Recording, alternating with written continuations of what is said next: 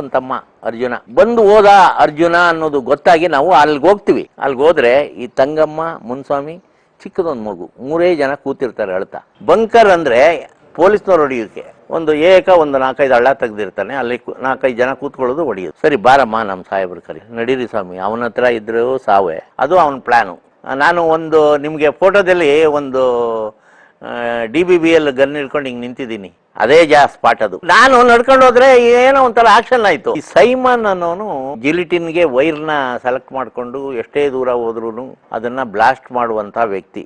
ವೀರಪ್ಪನ right hand, ಆದ್ರೆ ನನಗೆ informant ಅವನು. ಅವನ್ನ ಕರ್ಕೊಂಡೋಗಿ ನೀವು ಚಾಮರಾಜನಗರದ ಫಾರೆಸ್ಟ್ ಒಳಗಡೆ ಹೊಡೆದು ಕಣ್ಣು ಮುಚ್ಕೊಳ್ಳ ಹೊಡಿತಾ ಇದ್ದೀನಿ ಅನ್ಬಿಟ್ಟು ಹೇಳ್ಬಿಟ್ಟೆ ಹೊಡೆದವ್ರು ಅವರು. ಅಲ್ಲಿ ಬಂದ್ಬಿಟ್ಟು ಆ ಅಮ್ಮನ ಮಾತು ಕೇಳ್ಬಿಟ್ಟು ಆಮೇಲೆ ಅರಸೋರ ಹತ್ರ ಹೋಗಿ ಮಾತಾಡಮ್ಮ, ಇಲ್ಲ ಹೋಗ್ತಾ ಇದ್ದೀನಿ ನಾನು, ಕೊಳ್ಳೇಗಾಲದಲ್ಲಿ ಕೆಲಸ ಇದೆ. ಅರಸೋರು ಮಾತಾಡಿದ್ರೆ ಹೇಳ್ಬಿಟ್ಟು ಅವಳು ಬಸ್ ಹತ್ತು ಹೋಗ್ತಾಳೆ. ನಮ್ಮ ಬಸ್ನಲ್ಲಿ ಕುಂಡಿಸ್ಕೊಳ್ಳಲ್ಲ ಆ ಅಮ್ಮನ್ನ. ನಾವು ಅನ್ನೂರಿಗೆ ಹೋಗ್ತಾ ಇರ್ತೀವಿ, ಆದ್ರೂ ಕುಂಡಿಸ್ಕೊಳ್ಳಲ್ಲ. ಯಾಕೆ ಅಂದ್ರೆ ಬೇರೆಯವ್ರಿಗೆ ಗೊತ್ತಾಗ್ತದೆ ಆ ಅಮ್ಮನಿಗೆ ತೊಂದರೆ ಆಗ್ತದೆ. ಆಮೇಲೆ ಆ ಅಮ್ಮ ಬಸ್ ಹತ್ತು ಹೋಗ್ತಾಳೆ. ಬಿದ್ರಳ್ಳಿನಲ್ಲಿ ಪೊನ್ನಸ್ವಾಮಿ ಅಂತ ಒಬ್ಬ ಇರ್ತಾನೆ, ವೀರಪ್ಪನ ಗ್ಯಾಂಗ್ನವನು. ಅದನ್ನ ನಾನು ಓದ್ ಎಪಿಸೋಡ್ನೆಲ್ಲ ಹೇಳ್ಬೇಕಾಗಿತ್ತು, ನಾನು ಮರ್ತುಬಿಟ್ಟಿದ್ದೆ. ಅವನಿಗೆ ನಮ್ಮ ಸಾಹೇಬರು ಅವನಿಗೆ ಒಂದು ಕೋಡ್ ಕೊಟ್ಟಿರ್ತಾರೆ, ಏನು ಡಾಕ್ಟ್ರು. ಇದು ಟಾಂಗೋ 8 ಆ ಶರೀಫ್ ಇರ್ತಾರಲ್ಲ ಅವರ ಪ್ಲಾನ್ ಇದು. ಅವನಿಗೆ ಡಾಕ್ಟರ್ ಅಂತ ಕೋಡ್ ಕೊಟ್ಬಿಡಿ, ಡಾಕ್ಟರ್ ಅಂದ್ರೆ ಯಾರು ಅನ್ನೋದು ಗೊತ್ತಾಗ್ತದೆ. ಅದು ಯಾರಿಗೆ? ನನಗೆ, ಗೋಪಿಗೆ, ಆಮೇಲೆ ಟಾಂಗೋ 8 ಟಾಂಗೋ 4 ಜನಕ್ಕೆ ಮಾತ್ರ ಗೊತ್ತಿರ್ತದೆ. ಡಾಕ್ಟ್ರು ಬಂದಿದ್ದಾರೆ ತಮ್ಮನ್ನು ನೋಡ್ಬೇಕಂತೆ ಅಂದ್ರೆ ಅವ್ರು ಬೆಂಗಳೂರಿಂದ ಓಡ್ ಬಂದ್ಬಿಡು. ಇವನಿಗೆ ಕೋಡು. ಇವನು ವೀರಪ್ಪನ ಗ್ಯಾಂಗ್ ಹೋಗ್ತಾನೆ ಬರ್ತಾನೆ, ಆದ್ರೆ ವೀರಪ್ಪನ ಗ್ಯಾಂಗ್ನವ್ರು ಇವ್ನು ಸೇರಿಸ್ಕೊಂಡ್ರೆ ನಾವ್ ಯಾರು ಇರಲ್ಲ ಅಂತಾರೆ. ಇವನು ಬಿಟ್ಟೋಗಿರೋನು, ಇವನು ಪೊಲೀಸ್ನವ್ರ ಹತ್ರನೇ ಓಡಾಡ್ತಿರ್ತಾನೆ. ಇವನ್ ಹೆಂಗ ನಂಬ್ತೀಯ ನೀನು ಅಂತ. ವೀರಪ್ಪ ಬರೀ ಕಾಡ್ನಲ್ಲೇ ಇದ್ದಾನೆ ಅಂತ ನಾವು ತಿಳ್ಕೊಳ್ಳೋದು ಬಹಳ ತಪ್ಪು ಸರ್. ವೀರಪ್ಪನ ಕಡೆಯವರು ಎಲ್ಲಾ ಕಡೆನೂ ಇರ್ತಾರೆ, ಎಲ್ಲಾ ಇನ್ಫಾರ್ಮೇಶನ್ ಹೋಗ್ತದೆ. ಡಾಕ್ಟ್ರು ಬಂದು ಆವಾಗ ಜಯಣ್ಣ ಇರ್ತಾರೆ, ಜಯಣ್ಣವರು ಕರೆದು ಅವನಿಗೆ ಕೈಗೆ ಒಂದು 500 ರೂಪಾಯಿ ಕೊಡ್ತಾರೆ. ಅವನು ಒಂದು ವರ್ಡ್ ಹೇಳ್ತಾನೆ ಅಲ್ಲಿ, ಸಾರ್ ನೀವು ನನ್ನನ್ನು ಕರಿಬೇಕು ನಿಜ, ನೀವು ನನ್ನ ಹತ್ರ ಮಾತಾಡಬೇಕು ನಿಜ, ಆದರೆ ನೀವು ಪೊಲೀಸ್ ಗ್ಯಾಂಗ್ ಕರ್ಕೊಂಡು ಬರಬೇಡಿ ಸರ್ ದಯವಿಟ್ಟು, ನಮಗೆ ಭಾಳ ತೊಂದರೆ ಆಗ್ತದೆ, ಅಲ್ಲಿ ಎಲ್ಲ ವಿಷಯಗಳು ಹೋಗ್ತವೆ. ಇವ್ರು ಹೆಂಗು ತಮಿಳ್ನಾಡು ಟೈಪೇ ಅವರೇ ಡ್ರೆಸ್ ಹಾಕೊಂಡು, ಇವರಿಬ್ಬರಲ್ಲಿ ಯಾರನ್ನಾರು ಕಳಿಸಿ, ಕಿಟ್ಟು ಪುಟ್ಟು ಯಾರನ್ನಾರು ಕಳಿಸಿ, ನಾವು ಬರ್ತೀವಿ. ಇಲ್ವಾ? ನಾನು ಬರಲ್ಲ ಸರ್. ಸರಿ, ಅವತ್ತಿನಿಂದ ಅವನಿಗೆ ಡಾಕ್ಟರ್ ಅಂತ ಕೋಡ್ ಕೊಟ್ಟರು. ನಮ್ಮ ಹೆಸರು ಅವನ ಇದರಲ್ಲಿ ನೋಟ್ ಆಗೋಗ್ತದೆ. ಈ 20ನೇ ತಾರೀಕು 1ನೇ ತಿಂಗಳು 93ನೇ ಇಸ್ವಿನಲ್ಲಿ ಗೋವಿಂದಪುಡಿಗೆ ವೀರಪ್ಪನ ತಮ್ಮ ಅರ್ಜುನ ಅವನು ಹೆಂಡತಿ ಮಕ್ಕಳನ್ನ ಕಾಡು ಕರ್ಕೊಂಡು ಹೋಗ್ಬೇಕು ಅಂತ ಹೋಗಿರ್ತಾನೆ. ಕಾಡು ಕರ್ಕೊಂಡು ಹೋಗ್ಬೇಕಾದ್ರೆ ತಂಗಮ್ಮ ಆಕೆ ಮಗ ಮುನ್ಸ್ವಾಮಿ 11 ತಿಂಗಳದೊಂದು ಮಗು. ಮುನ್ಸ್ವಾಮಿ ದೊಡ್ಡವನು, ಚಿಕ್ಕದೊಂದು ಮಗು 11 ತಿಂಗಳು. ತಂಗಮ್ಮ ಅರ್ಜುನ ಹೆಂಡತಿ. ಬಂದು ಹೋದ ಅರ್ಜುನ ಅನ್ನೋದು ಗೊತ್ತಾಗಿ ನಾವು ಅಲ್ಲಿಗೆ ಹೋಗ್ತೀವಿ. ಅಲ್ಲಿಗೆ ಹೋದ್ರೆ ಈ ತಂಗಮ್ಮ ಮುನ್ಸ್ವಾಮಿ ಚಿಕ್ಕದೊಂದು ಮಗು 3 ಜನ ಕೂತಿರ್ತಾರೆ ಅಳ್ತಾ. ನಾವು ಅದನ್ನ ಮೆಸೇಜ್ ಕೊಡ್ತೀವಿ ಪಾಲಾರ್ಗೆ, ಪಾಲಾರಿಂದ ಇಂಡಿಯಾಕ್ಕೆ ಮೆಸೇಜ್ ಹೋಗುತ್ತೆ, ಕರ್ಕೊಬನ್ನಿ ಅವ್ರು 3 ಜನ. ಸರಿ ಬಾರಮ್ಮ ನಮ್ಮ ಸಾಹೇಬ್ರ ಕರಿ ನಡೀರಿ ಸ್ವಾಮಿ, ಅವನ ಹತ್ರ ಇದ್ರು ಸಾವೇ, ನಿಮ್ಮ ಹತ್ರ ಇದ್ರು ಸಾವೇ. ಅವ್ನು ಕರೀತಾನೆ, ಅವನು ಹೋಗೋಕೆ ಇಷ್ಟಪಡಲ್ಲ. ತಂಗಮ್ಮ ಅರ್ಜುನನ ಜೊತೆ ಹೋಗೋಕೆ ಇಷ್ಟಪಡಲ್ಲ. ಕಾಡಲ್ಲಿ ಹೋಗ್ಬಿಡೋಣ ಬಾ, ಏನು 25-30 ಜನಕ್ಕೆ ಅಡಿಗೆ ಮಾಡ್ಬೇಕು ಅಂದ್ರೆ.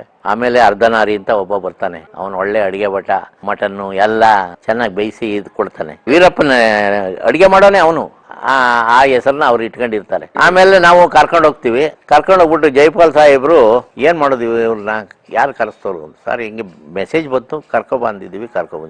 ಅವರು ಅನೂರ್ಗೆ ಫೋನ್ ಮಾಡ್ತಾರೆ. ಅನೂರ್ನಲ್ಲಿ ಅನ್ಎಕ್ಸ್ಪೆಕ್ಟೆಡ್ ವೆಂಕಟಸ್ವಾಮಿ ಅಲ್ಲೇ ಕೂತಿರ್ತಾರೆ. ಕೂತಿದ್ರೆ ಅವರು ನಾನೇ ಹೇಳಿದೆ ಕಳಿಸ್ಕೊಡಿ ಟಾಂಗೋ 4 ಅಂತಾರೆ. ಅವ್ರು ಹೆಸರು ಹಿಡಿದು ಯಾರು ಕರಿತಿರ್ಲಿಲ್ಲ ಅಲ್ಲಿ, ಅವ್ರಿಗೆಲ್ಲ ಟಾಂಗೋ 4 ಅವ್ರದ್ದು ಏನ್ ಕೋಡ್ ಇದೆ ಆ ಕೋಡ್ನೇ ಕರಿತಿದ್ದು. ಇಲ್ಲ ಕಳಿಸ್ಕೊಡಿ, ನಾನೇ ಅವ್ರನ್ನ ಬರೋ ಕೇಳಿದ್ದೆ, ಏನಾದ್ರು ವಿಷಯ ಅವ್ರ ಕಡೆಯಿಂದ ಏನಾದ್ರು ಸಿಗುತ್ತಾ ಅನ್ಬಿಟ್ಟು.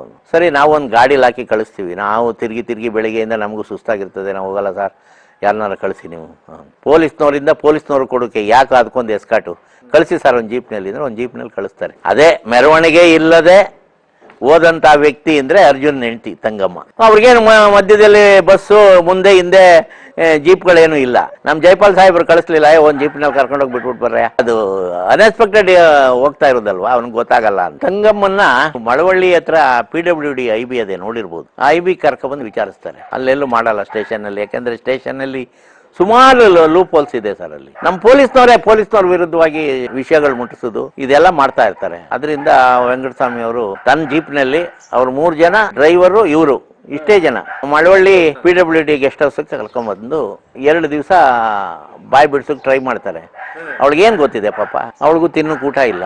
ಅಲ್ಲಿ ಎಲ್ಲ ಹೋಟ್ಲಲ್ಲಿ ಒಂದು ಗ್ಲಾಸ್ ತೊಳೆಯೋದು, ಏನೋ ಒಂದು ಕೆಲಸ ಮಾಡ್ಕೊಂಡು ಜೀವನ ಸಾಗಿಸ್ತಾ ಇರ್ತಾಳೆ ಮಕ್ಕಳು ಮಡಿಕೊಂಡು. ಸಾರ್ ಇಲ್ಲಿ ಒಂದು ವಿಷಯ ತಿಳ್ಕೊಳ್ಳಿ, ವೀರಪ್ಪ ಕೋಟ್ಯಾಂತರ ರೂಪಾಯಿ ಸಂಪಾದನೆ ಮಾಡಲಿ, ಅರ್ಜುನ ಕೋಟ್ಯಾಂತರ ರೂಪಾಯಿ ಸಂಪಾದನೆ ಮಾಡಲಿ, ತಮ್ಮ ಹೆಂಡತಿದೀರಿಗೆ ಯಾರಿಗೂ 1 ಪೈಸಾ ಕೊಡ್ಲಿಕ್ತಿರ್ಲಿಲ್ಲ.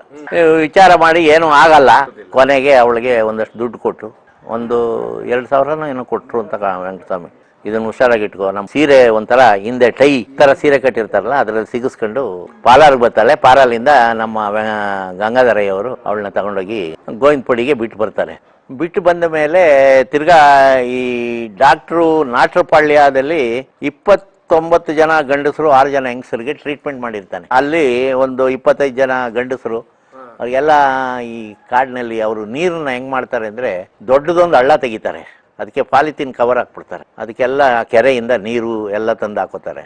ತುಂಬಿಟ್ಟು ಅದಕ್ಕೊಂದು 5 kg 6 kg ಸ್ಫಟಿಕದ ಕಲ್ಲು ಈ ನೀರಿಗೆ ಫಿಲ್ಟರ್ಗೆ ಆಗೋದು ಯೂಸ್ ಮಾಡ್ತಾರೆ. ಆ ಕಲ್ಲನ್ನು ಹಾಕ್ಬಿಡ್ತಾನೆ ಅದರೊಳಗಡೆ. ಹಾಕ್ಬಿಟ್ಟು ಆ 4 ಮೂಲೆದು ಕವರ್ ಹಿಡಿದು ದಾರ ಕಟ್ಟಿ ಟೈಟಾಗಿ ಬಿಟ್ಬಿಟ್ಟು ಮೇಲ್ಗಡೆ ಬೊಂಬ್ಗಳು ಜೋಡಿಸ್ತಾನೆ. ಅದ್ರ ಮೇಲೆ ಈ ಥರ ಗಿಡಗಳನ್ನ ಮುರಿದು ಅಲ್ಲಿ ಹಾಕಿ ಮೇಲೆ ಮಣ್ಣು ಹಾಕ್ಸ್ಬಿಡ್ತಾನೆ. ಅದು ಇನ್ನೊಂದ್ಸರಿ ಬರುವಾಗೆ ಆ ನೀರು ಶುದ್ಧವಾಗಿರ್ಬೇಕು, ಆ ನೀರು ಉಪಯೋಗಕ್ಕೆ ಬರಬೇಕು, ಅದು ಅವನ ಪ್ಲಾನು.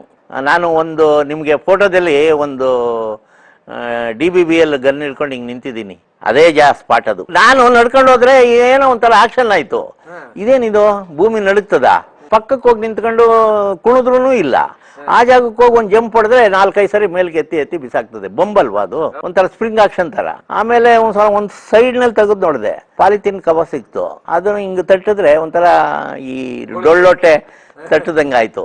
ಇದೇನೋ ಇದು ನೀರಿಂದೇ ಇರ್ಬೇಕು ಕೆಲಸ ಅಂದ್ಬಿಟ್ಟು. ಆಮೇಲೆ ಅವನು ಮುರುಘಾ ಅಂತ ಇದ್ದ ನನ್ನ ಜೊತೆಯಲ್ಲಿ, ಅವನು ವೀರಪ್ಪನ ರೈಟ್ ಹ್ಯಾಂಡು, ಒಳ್ಳೆ ಹುಡುಗ, ನಮ್ಗೆ ಒಳ್ಳೆಯವನು, ವೀರಪ್ಪನಿಗೂ ಒಳ್ಳೆಯವನು ಏನೋ ಅದು ನನಗೆ ಗೊತ್ತು. ನಮಗೆ ಇನ್ಫಾರ್ಮರು, ಸರ್ ಅದು ನೀರು ಸರ್, ಅದು ದೊಡ್ಡ ಬಂಕರ್ ತೆಗೆದವನು ಇಲ್ಲಿ ಪಾಲಿಥೀನ್ ಕವರ್ನಲ್ಲಿ ಈ ಥರ ಕಟ್ಟಿದ್ದಾನೆ, ಸ್ಫಟಿಕದ ಕಲ್ಲು ಹಾಕವನೆ, ಅದು ಇನ್ನು 6 ತಿಂಗಳು ಬಿಟ್ಟರು ಬಂದ್ರೂ ಶುದ್ಧವಾಗಿರುತ್ತೆ ನೀರು ಕುಡಿಯೋಕ್ಕೆ. ಏನೋ ಪಾಪಿಗಳ ಅಂದ್ಬಿಟ್ಟು ನಾವು ಅದನ್ನೇನು ಮಾಡಲ್ಲ, ಯಾರು ಕುಡಿದ್ರು ನೀರೇ ಅಲ್ವಾ, ನೀರು ಬಾಯಾರಿಕೆ ಆದಾಗ ನೀರು ಬೇಕು, ನಾವು ಮುಂದಕ್ಕೆ ಕೊಟ್ಟೋಗ್ತೀವಿ.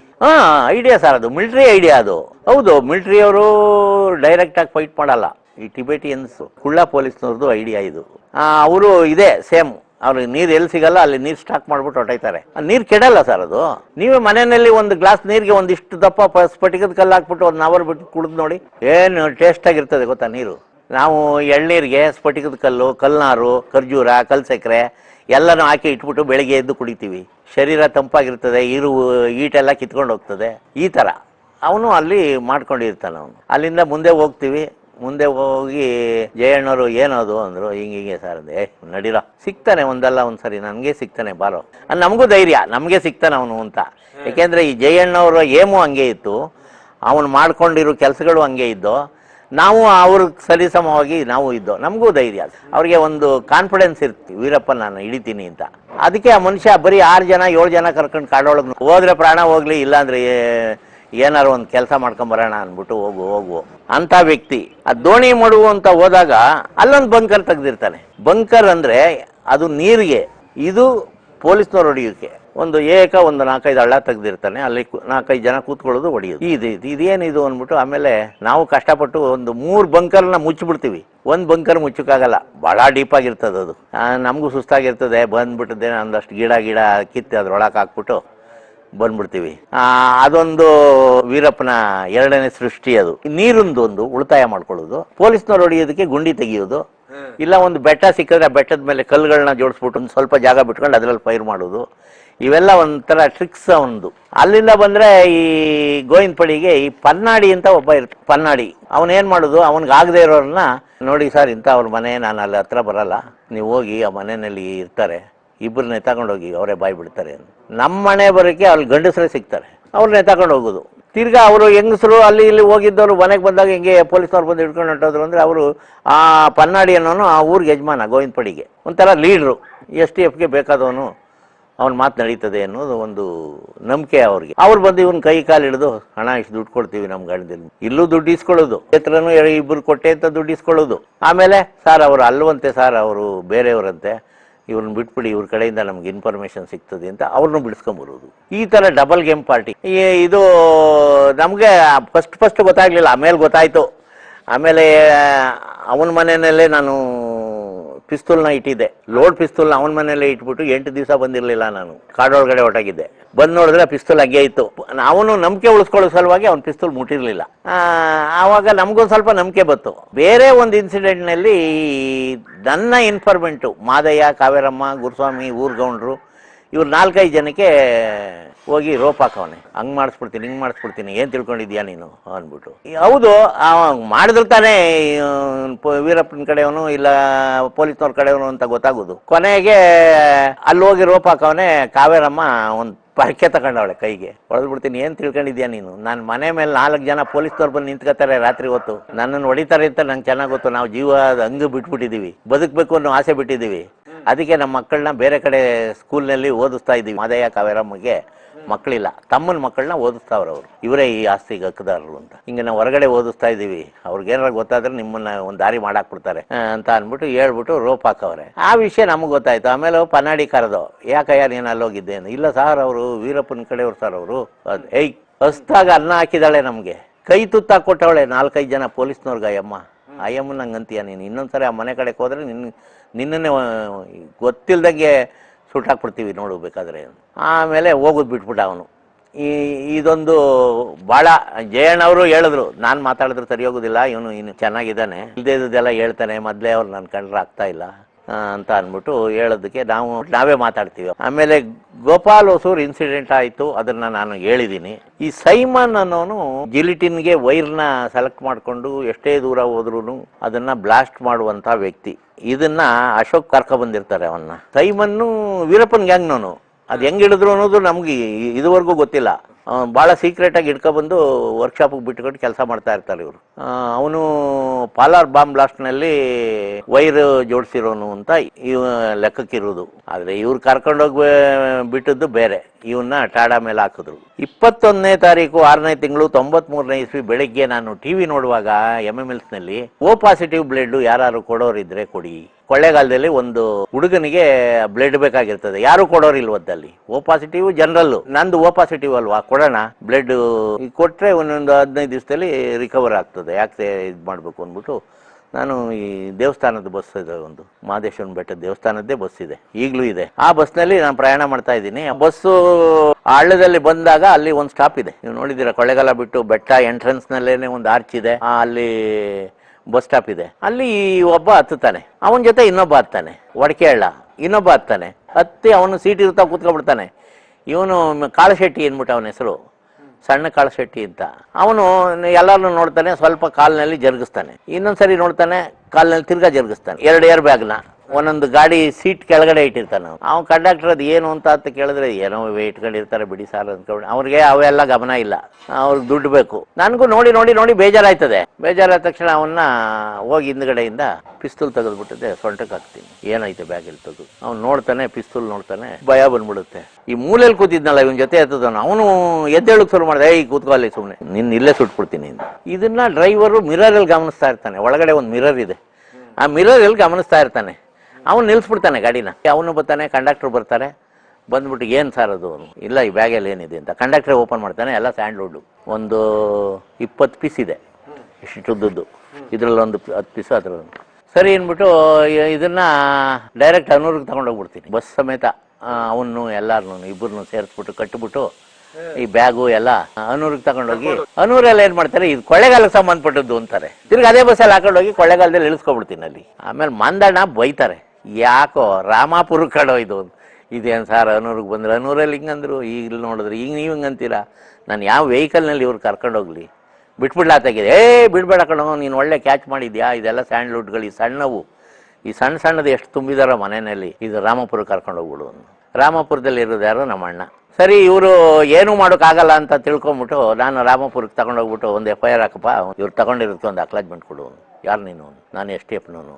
ಅಷ್ಟೊತ್ತಿಗೆ ರೈಟ್ರು ಬಂದೆ, ಅದೇನು ಹಂಗೆ ಕೇಳ್ತೀಯಾ, ಅವ್ರು STFನವ್ರಲ್ವೇನೋ? ಸರಿ, ಇವ್ರನ್ನ ಅವ್ರು ಹ್ಯಾಂಡ್ ಓವರ್ ಮಾಡ್ಕೊಂಡಿದ್ದಕ್ಕೆ ಇಷ್ಟು kg ಗಂಧ ಅಲ್ಲೇ ಬಟ್ ತರಿಸಿ ತೂಕ ಮಾಡಿ ಇಷ್ಟು kg ಗಂಧ ಸಮೇತ ಇವ್ರನ್ನ ಹ್ಯಾಂಡ್ ಓವರ್ ತಗೊಂಡಿದ್ದೀನಿ ಅಂದ್ಬಿಟ್ಟು ನನಗೊಂದು ಸ್ಲಿಪ್ ಕೊಡ್ತಾರೆ. ಸ್ಲಿಪ್ ಕೊಟ್ಟರು ನಾನೇನು ಮಾಡಿದೆ, ತಿರ್ಗಾ ಅನೂರಿಗೆ ಬರ್ತೀನಿ. ಅನೂರಿಗೆ ಬಂದ್ಗೆ ವಿಷಯ ಮುಟ್ಟಿಸ್ತೀನಿ. ಹಿಂಗಾಯ್ತು ಈ ಥರ ಸಣ್ಣ ಕಾಳಶೆಟ್ಟಿ ಮತ್ತು ಅವನ ಅನುಯಾಯಿ ಒಬ್ಬ ಪ್ರೆಸ್ ರಿಪೋರ್ಟ್ರು, ಅವನಿಗೆ ವಿಷಯ ಮುಟ್ಟಿಸ್ತೀನಿ. ಅವನಾಗಲೇ ಮಾರನೇ ದಿನ ಪೇಪರ್ನಲ್ಲಿ ಫ್ರಂಟ್ ಪೇಜಲ್ಲಿ ಹಾಕ್ಬಿಡ್ತಾನೆ. ಇದು ಇದರಿಗೆ ಉರಿ ಎತ್ಕೊಬಿಡ್ತು. ಸರಿ ನಾನು ಏನು ಮಾಡಲಿ, ನಮ್ದೇನು ಹೆಸರುಗಳೇ ಗೊತ್ತಾಯಿಲ್ಲ, ನನಗೂ ಒಂದು ಬೇಕಾಯಿತು ಅಂದ್ರೆ ನಾನು ಸ್ವಂತವಾಗಿ ಮನಸ್ಸು ಮಾಡಿ ಇದನ್ನು ಮಾಡಿದ್ದು. ಆಮೇಲೆ ಸರಿ ಅಂದ್ಬಿಟ್ಟು ಮಾರನೇ ದಿವಸಕ್ಕೆ ಎಲ್ಲ ಪೇಪರಲ್ಲಿ ವಿಪರೀತ ಓಡ್ತವೆ. ಬೆಟ್ಟದಲ್ಲಿ ಎಲ್ಲ ಓದ್ದವರು ಎಲ್ರಿ ಪುಟ್ಮಲಾಚಾರ್ಯರು, ಎಲ್ರಿ ಪುಟ್ಮಲಾಚಾರ್ಯರು, ಇಲ್ಲಿ ಯಾರೂ ಇಲ್ಲ ಪುಟ್ಮಲಾಚಾರ್ಯರು ಅಂತ ಯಾರೂ ಇಲ್ಲ, ನಿಮ್ಮ ಪುಟ್ಟು ಎಲ್ರಿ ಅಂತ ಅಂತಾರೆ. ನಾನು ಮಲಗಿರ್ತೀನಿ, ಎದ್ದು ಬಂದು ನೋಡಿದ್ರೆ ಕ್ಯಾಸೆಟ್ ಅಂಗಡಿಯವನು. ಆಮೇಲೆ ಯಾಕಪ್ಪ ಏನೋ ಸಮಾಚಾರ, ನನಗೆ ಯಾವುದು ಕ್ಯಾಸೆಟ್ ಬೇಡ ಕಣ, ಹೊಸ ಕ್ಯಾಸೆಟ್ ಬಂದರೆ ಹೇಳು ಒಂದಿದ್ದೆ, ಯಾವ್ದು ಬಂದದ್ದು ಇವಾಗ ಅಂತ. ಬನ್ನಿ ಸಾರ್ ಹೊಸ ಕ್ಯಾಸೆಟ್ ಏನಾದ್ರು ಅಪ್ಪನಂತದ್ದು ಮಾಡಿದ್ದೀರಾ ನೀವೇನು ಕೆಲಸವಾ ಅಂದ್ಬಿಟ್ಟು ಹೇಳ್ತಾರೆ. ಆಮೇಲೆ ಏನು ಅಂತ ಅಂದರೆ ಹಿಂಗೆ ಪೇಪರ್ನಲ್ಲಿ ಬಂದ್ಬಿಟ್ಟಿದೆ. ನನಗೊಂಥರ ಖುಷಿ ಆಯ್ತದೆ ಇದನ್ನು ನೋಡ್ಬಿಟ್ಟು. ಅವರು ಯಾಕೆ ಇದೆ ಪೇಪರ್ ಸ್ಟೇಟ್ಮೆಂಟ್ ಎಲ್ಲ ಕೊಡೋದು, ಇನ್ಮೇಲೆ ಕೊಡಬಾರ್ದು ಅಂತ ಆಡಸೆ ಮಾಡಿ ಬಿಸಾಕ್ತಾರೆ. ಸರಿ ಆಯಿತು ಅಂದ್ಬಿಟ್ಟು ಆಮೇಲೆ ಅದನ್ನು ಆಯಿತು, FIR ಆಯ್ತದೆ, ಕೇಸು ಬುಕ್ ಆಯ್ತದೆ. ಅವ್ರನ್ನ ತಗೊಂಡೋಗಿ ಒಳಗಡೆ ಹಾಕ್ಬೇಕಾದ್ರೆ ಅವ್ರನ್ನ ತಾನೇ ಹಾಕ್ಬೇಕು, ಅವ್ರನ್ನ ಹಾಕಿಲ್ಲ. ಈಗ ಗಂಗಾಧರ, ಚೆಲುವರಾಜು, ತಂಗುವೇಲು 8ನೇ ತಾರೀಕು ಪಳನಿ ಎಂಬ ಕೈದಿ ಕರ್ಕೊಂಡೋಗಿ ಇವ್ರು 3 ಜನನ ಅರೆಸ್ಟ್ ಮಾಡ್ತೀವಿ. ಇವ್ರು 3 ಜನನು ವೀರಪ್ಪನ್ ಗ್ಯಾಂಗ್ನವರು. ಇವ್ರನ್ನ ನಮ್ಮ ಜೊತೆ ಕುಂಡಿಸಿ ಫೋಟೋ ತೆಗೆಸ್ಕೊಂಡಿದೀವಿ. ತಂಗುವೇಲುದು ಗಂಗಾಧರ, ಚೆಲುವರಾಜ್ ಹ್ಯಾಂಡ್ ಓವರ್ ಕೊಡ್ತಾರೆ, ತಂಗುವೇಲ್ ಮಾತ್ರ ನಮ್ಮ ಜೊತೆನೇ ಇರ್ತಾನೆ.